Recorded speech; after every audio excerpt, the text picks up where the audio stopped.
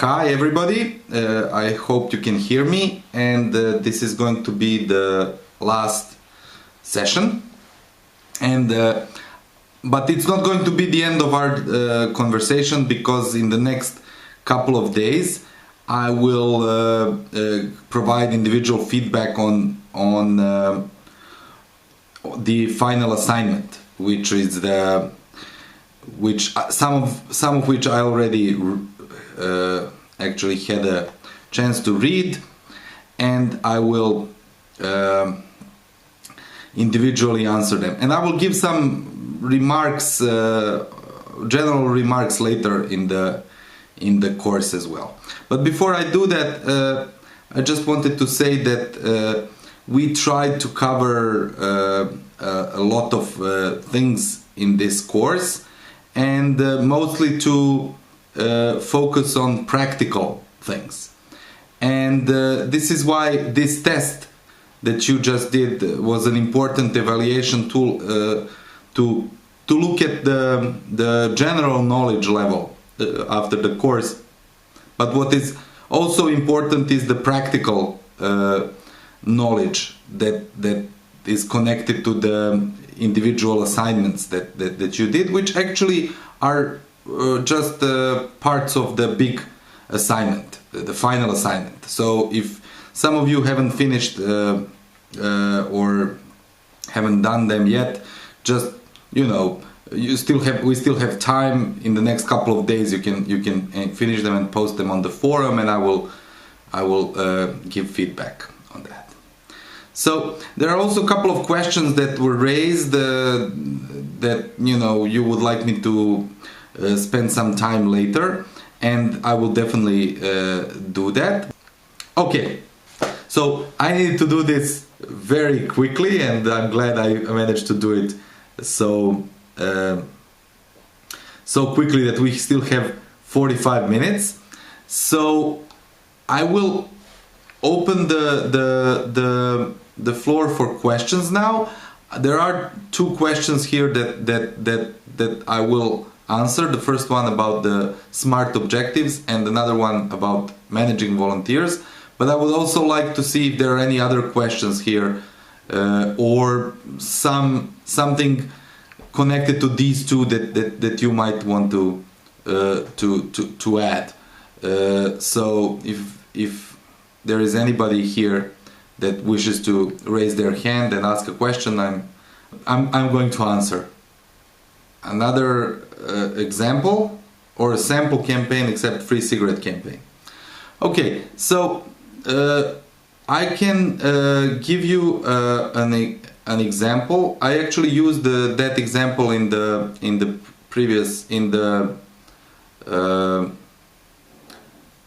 class number 3, the campaign for the elections in Serbia, prevention of electoral fraud in Serbia, and I also gave you the reading for that campaign. And in those readings you can actually find more detail about that campaign, and how the campaign objective and how the campaign message was developed. So what I'm going to do now is actually just give a rather short description of that, and I hope this is going to be helpful. And then for further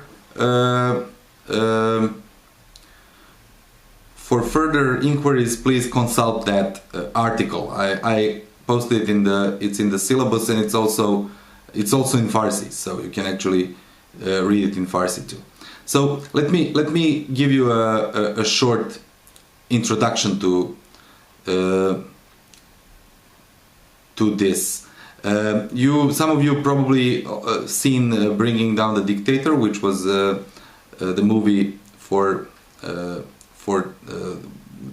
that was scheduled for this class to be seen, and that was the only actually assignment for this class.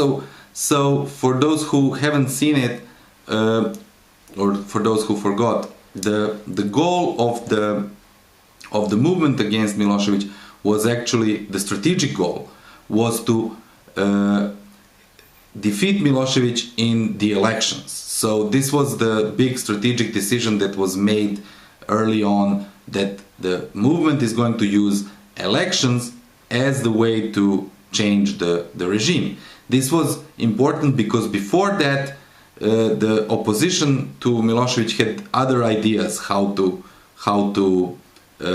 fight the regime. So some of them had an idea to protest until he resigns, because he's going to be persuaded by these protests, and some of the people had an idea that we should negotiate with Milosevic and make some sort of a coalition government that is going to then lead us to a more democratic society.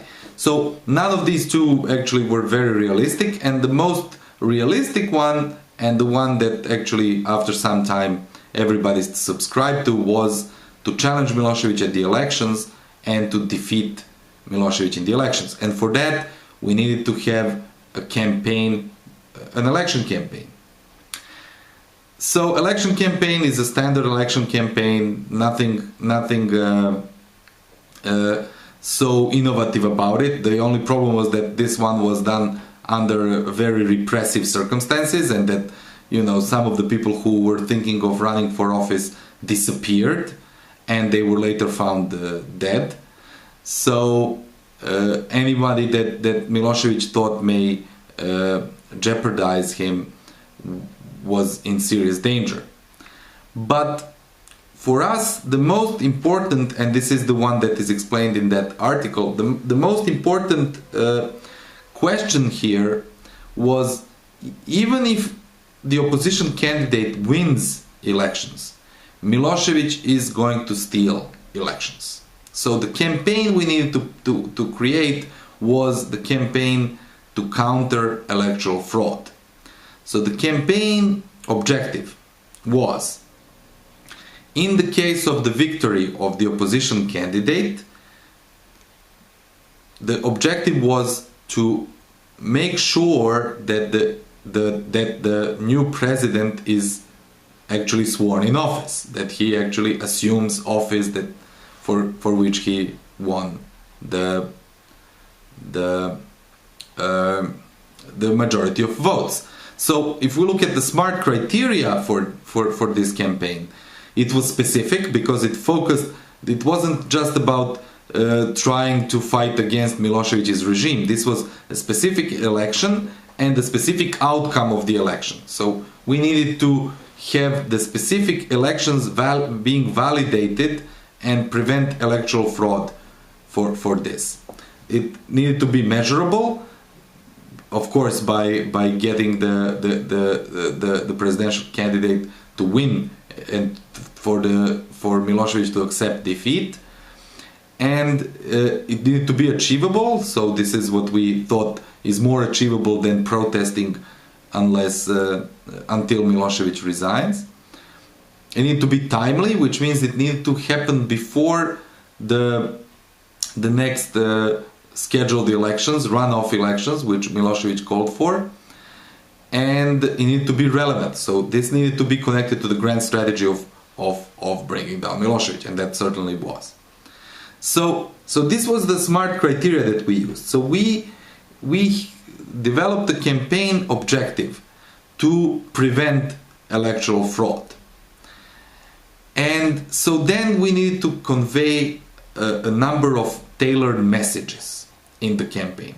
The first message was for the people who are going to vote for the opposition candidate. We analyzed them using the message box, and we learned that they are willing to vote for the opposition, but they think that it's pointless because Milosevic is going to steal elections anyway. And even if we try to protest that, he's going to send in the army and crush the protests. So the main strategy or the main, let's say, message for these people was to actually increase their enthusiasm that something can be done about the electoral fraud. So this was the first in the this was the first, how shall I say, message. I have a follow-up question here. How did we measure that they were going to vote for the other candidate? Well, that was a different campaign. This was a campaign that we did for the election, and for that, if you in the movie and also in that article, you will see that the important part of that was the united opposition. So we made sure that 18 parties in the Serbian, how shall I say, political scene, most of them were pretty marginal, but they were united and they backed one candidate. So this is how we actually made sure that they vote for that candidate. But this was another campaign. But for the campaign, I suggest that when you read this article and when you watch the movie, you will have a lot of things are gonna be clear about that. But let me go back to the preventing the electoral fraud problem. So we had the message for the people who are going to vote for the opposition candidate that voting is not going to be enough, but then they need to defend their vote, and they're going to defend their vote through the civil disobedience, through actually organizing a general strike. And the general strike was supposed to be the thing that was going to pressure Milosevic to accept defeat. So these were the passive supporters, and this was the way for us to turn them into active supporters and people who are going to actually take part in the civil disobedience campaign that was supposed to happen after the elections.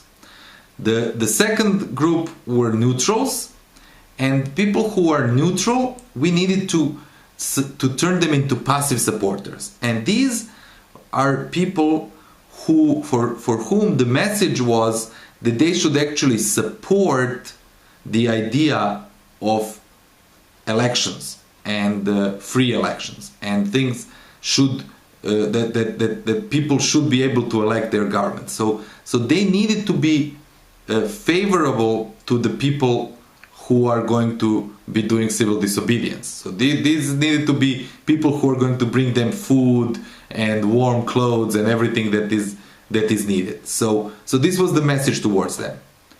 The message towards the passive opponents was to turn them into neutrals. And for them, Milosevic needed to be shown as a loser, as somebody who is going to lose the elections. And this is why the campaign in the elections was the main message of the campaign was gotovje, which means he is finished. So that was assuring for the supporters of the opposition, but also for the supporters of the regime. This was showing that if they support the regime, they're going to be on the losing side. They better be neutral. And for the active opponents of the regime, active supporters of the regime, meaning especially people in the police and the army and people who could crush the protest, for them the main message was not so visible. It wasn't. It was more conveyed through the channels which we use to fraternize with them and to communicate with them directly.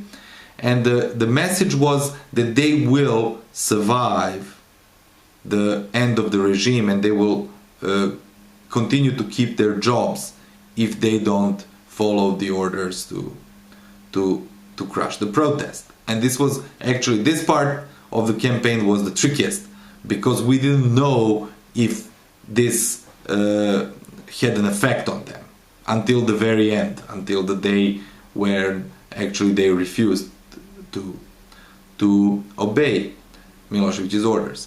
So if you see this particular campaign was very short. It lasted for maybe a month before the elections and 2 weeks after the elections, and it actually had a specific purpose, and that is to mobilize people to defend their vote. That was one group that voted for the opposition. To make the silent majority sympathetic to that, so they support that if they're not willing to participate. They don't see this as problematic. They actually see elections as pretty illegitimate because of the electoral fraud, and to pacifize the supporters of the regime so they don't act to prevent these protests. So this was the goal, and this was the message of that campaign. If we look at the other campaign to unite the opposition, this campaign took place several months before the elections, and the goal of the campaign, or actually the objective of that campaign, is to have all the opposition parties pledge to support one candidate against Milosevic. And regardless of who this person is, they're going to support the candidate. So this campaign lasted for several months, and the recipients and the objective was again measurable, because it needed to be one candidate against Milosevic. It was specific enough because it focused on presidential elections, and it was achievable because, you know, we kind of thought that under pressure the opposition will do it. And this is a very diverse opposition. This is like left and right, monarchists, Republicans, you know, different kind of groups. Some very marginal, some very, how shall I say, even members of the parliament, but most of them were outside of the parliament. If I can say, of those 18 opposition parties, maybe one or two had members in the parliament. Most of them were actually not even a parliamentary opposition. So this is another peculiarity of the Serbian political scene at the time, because all the members of the parliament were very, how shall I say, almost part of the Milosevic regime, and there was what we call the Milosevic's opposition, which was approved by Milosevic, and it was operating inside the parliament as some sort of fake opposition. But these opposition parties, the objective of the campaign was to bring them together and for them to support one candidate. So the message of that campaign was one for the opposition parties. For them, the message was that, you know, they are going to receive all our help in the election campaign, the help of the movement, if they have supported one candidate. And for that party that doesn't join and doesn't support that candidate, that they're going to be they're going to have problems with us, not just with the regime. So this was some sort of a pressure on the opposition, but they were not our primary target. The primary target of that campaign were the people and the voters of those potential voters of those political parties and supporters of those political parties. And in this campaign, we actually targeted these people and actually explained to them that it is important for the opposition parties to leave their differences aside until we remove the regime and establish the basis for a new system where they can actually settle their differences in the parliament, in the democratic procedure, etc., etc., and then they can quarrel as much as they want, and that is going to be okay. But now they need to be united for this particular purpose. So for this message to be, how shall I say, working or to be effective, we need to do a lot of focus groups, and we talked to a lot of members of these parties and to see what are the kinds of messages that will make the biggest impact on them. So we use the message box a lot here. So we try to see, what do the members of this particular party think about themselves, and what do they think about us as the movement. So we try to bridge that gap and to reach them. I don't want to go into details, but I have to, you have to just think about the situation where we, not just Serbia, not just that we have at the time we had a big fight between monarchists and republicans, people who were advocating the restoration of monarchy and people who were opposing that, but also within the monarchist camp we actually have two dynasties who are competing with one another. So bringing these people together to back one candidate was not an easy thing to do.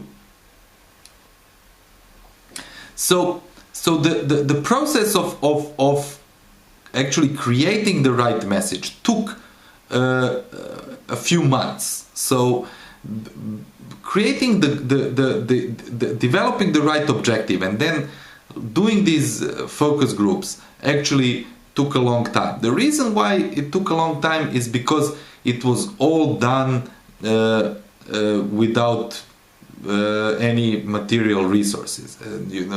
With the time it was we were operating from cafes, and we didn't have an office or something, that we didn't have a website, we hardly had access to the internet, and so it was actually very difficult to communicate. And because of these communication problems, the developing a message actually took a long time. It took almost 2 months. If we had the access to like more modern technology, it would be actually much more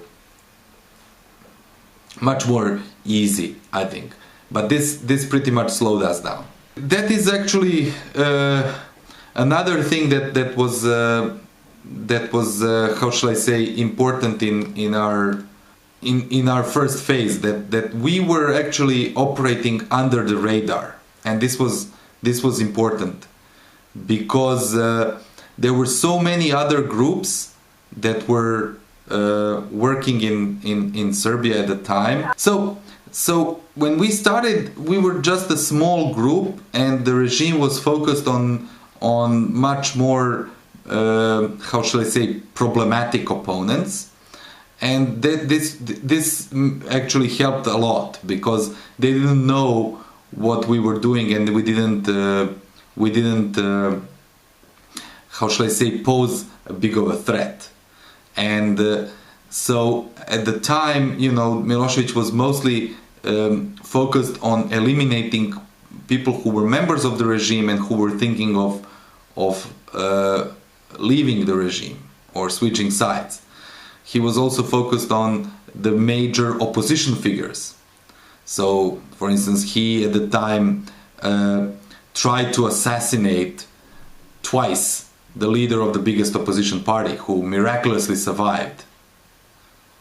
Or he assassinated the president who was Ivan Stambolic, who was a president before Milosevic, because he was afraid that Ivan Stambolic might come back into politics and challenge him. Or, for instance, he assassinated the editor of the biggest newspaper, independent newspaper at the time, because the newspaper started criticizing the regime. But the bunch of students that was like sitting in cafes, that was completely under the radar. So he didn't pay attention to us, and that was probably beneficial to what we were doing. There is one more question here that is connected to the volunteers and the managing of volunteers that was asked in the last week. So what is important about volunteers is that people you don't really manage volunteers. You are trying to manage their time, which means that they have maybe an hour a day or maybe few hours a week to dedicate to that campaign that they're part of. So what you're looking at is actually a very limited time that the volunteer has for the campaign, and in that sense, volunteer can only give you like an hour a week or 2 hours a week or something like that. So the clear instruction on what to do and how to use that time is actually very helpful for the volunteer to come in and help. So something on like on a piece of paper, or a very simple email message, or a blog post that explains what the volunteer can do is actually very helpful. However, you cannot really count on volunteers that they're going to do that, because they are not in any way obliged. The only thing that is going to make this volunteer want to do something is if he really believes in the cause and he really wants to fight for the cause. And another thing is that the campaign or the human rights advocacy effort is not just a mere campaign that needs to be supported. It needs to be something where he or she can creatively participate, which means where he or she, speaking of volunteers, can actually show their own personality, creativity, provide contribution to the campaign, which means that you don't communicate with volunteers in a way that you kind of tell them what they need to do. You more give them guidelines, but also give them space so they can actually do something on their own that is within those guidelines. So this is why communication with the volunteer is very much connected with the campaign plan, because the campaign plan is something that even an isolated individual who supports the campaign effort, he reads the campaign plan and he knows what is the objective. He knows what is the campaign message. He knows what are the links and channels of communication for that campaign message. What are the possible tactics and actions that can be done? And so he then decides to do something totally on his own that is going to support the campaign.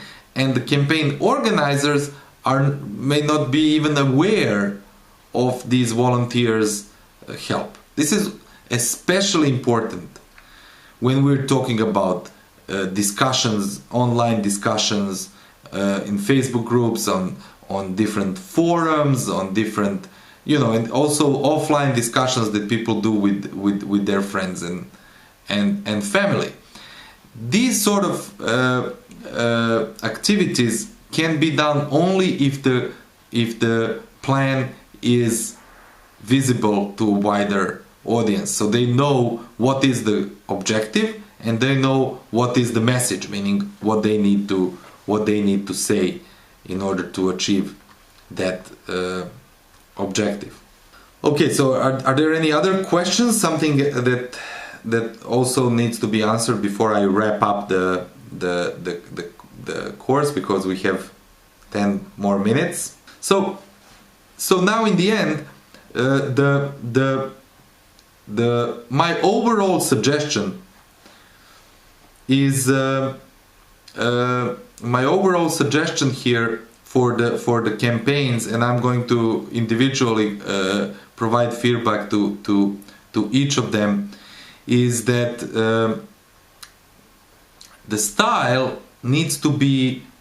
of the campaign plan needs to be something that is easily accessible by as I said earlier, a potential volunteer. And this is important because people are going to, as I said, some people are going to read, help, and decide to take part in the effort, and that is going to be more likely if the content of the campaign plan is understandable, so they know what they are they're talking about, and they know how they can actually help, and they know what kind of message is what kind of message they can communicate to the people they encounter, etc., etc. So that sort of kind of stylistic suggestion is something that I think is more general. But when I go into more how shall I say, I will go into more specific feedback with each of the campaign plans. In the next couple of days, you're gonna get a lot of kind of comments from me on that. So we are almost done, and I would ask for any comments or suggestions that you might have for me to improve this course. This is the first time I did this course. It's actually a combination of the two courses that I did before. One was more focused on citizen journalism, and the other one, and therefore more online kind of course. And the other course that I did before was more a campaign building course. So I tried to combine these two and to turn them into one. This is the first time I actually did an online course, so this was also a challenge for me, especially when it comes to technological part of it. So I'm so I would be so thankful for any comments that you might have, and either here or later in the forum, and I will open a topic for that. As I hear that I have a question, I have a comment here in the chat box. One of the users says that he might prefer a more Iran-focused approach. I'm afraid to kind of do that myself, because I don't have enough knowledge about the country, and it would be actually very difficult for me to do that. But I think that the discussions on the forum provided the opportunity for that, and certainly I can say the assignments, which were Iran focused, actually allowed this course to be connected to the real world of Iranian activists, which again it's very difficult for me to do it, but with your help it actually, I guess the course was more relevant to that. So if you don't have any other comments, let me just tell you what's the plan for the end of this course, which is in the next couple of days. I will provide feedback to each of the final assignments that you gave. If there are some missing, and I guess there are, just as they come in, as we have access to them, I will look at them and provide feedback to them for them as well. You will, I guess, get the feedback on your final assignments, the final test too. But I guess by the end of this week we will be able to wrap up the course on the forum as well, and as we are wrapping up here today. So thank you very much for your attention and for your contributions and for your participation in this course. As I said, this is the first time I did it, and I'm so grateful to you, because it's one thing to develop a course on the piece of paper, but it's a completely different thing to do it. And after going through it, I actually I'm actually got a lot of new ideas on how to improve the course, and if you have some ideas or suggestions or something, please feel free to comment on that in the forum later this week. But yeah, that's about it. Thank you very much once again, and good luck.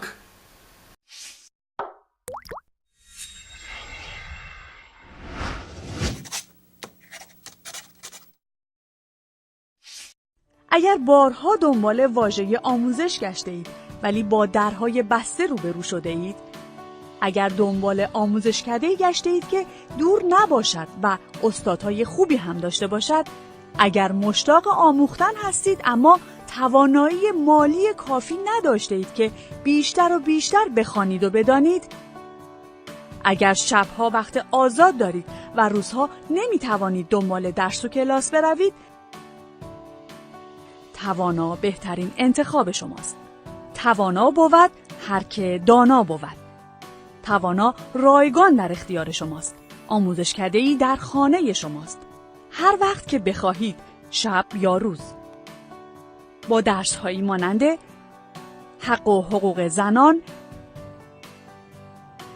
دموکراسی، تفسیرهای نوین و لیبرال از دین، حقوق اقلیت‌ها، حکومت قانون، نهادسازی و نهادهای مدنی، محیط زیست، روزنامه نگاری و امنیت فضای مجازی و موبایل‌های هوشمند.